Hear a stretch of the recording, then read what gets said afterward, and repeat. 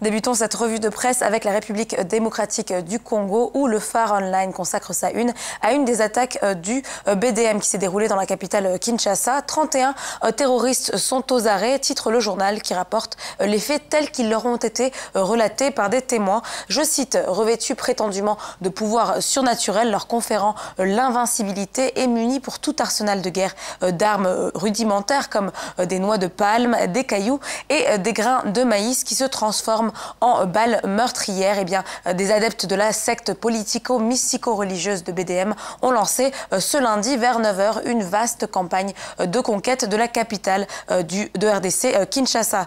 Une opération meurtrière puisque plusieurs personnes ont péri durant cette attaque. Bilan provisoire, 19 tués, 7 blessés et 31 miliciens appréhendés.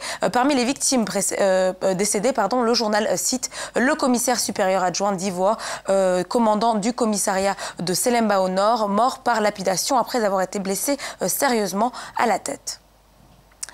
Direction la Libye à présent, où le commandant de la base navale de Tripoli, Abdulhakim Abouhouia, a confirmé que la force navale libyenne refusera désormais toute violation des eaux territoriales du pays. Le Libya Observer rapporte que dans une conférence de presse donnée hier, M. Abouhouia a indiqué que le président du conseil présidentiel, Fayez al-Sarraj, avait ordonné un appui technique de la force navale libyenne de la part de ses pays amis.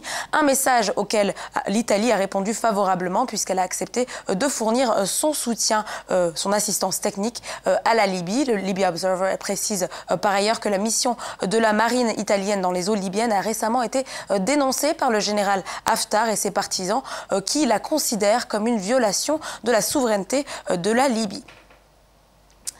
Enfin, pour terminer, au Libéria, à l'approche des élections générales qui auront lieu le 10 octobre prochain, on en parlait hier matin dans notre deuxième dossier du Morning Call, les autorités se tiennent d'ores et déjà prêtes, comme on peut le lire sur le site de Capital Times. Le personnel de sécurité du pays participe depuis plusieurs jours à une série de séances de formation à la sécurité, des trainings rendus possibles grâce au soutien de plusieurs donateurs. La formation qui est par ailleurs parrainée par le programme des Nations Unies pour le développement, l'Union européenne, l'Irlande, la Suède et le Canada est destinée à renforcer la capacité des commissions électorales nationales libériennes afin d'assurer la tenue d'élections transparentes, libres mais aussi très sécures.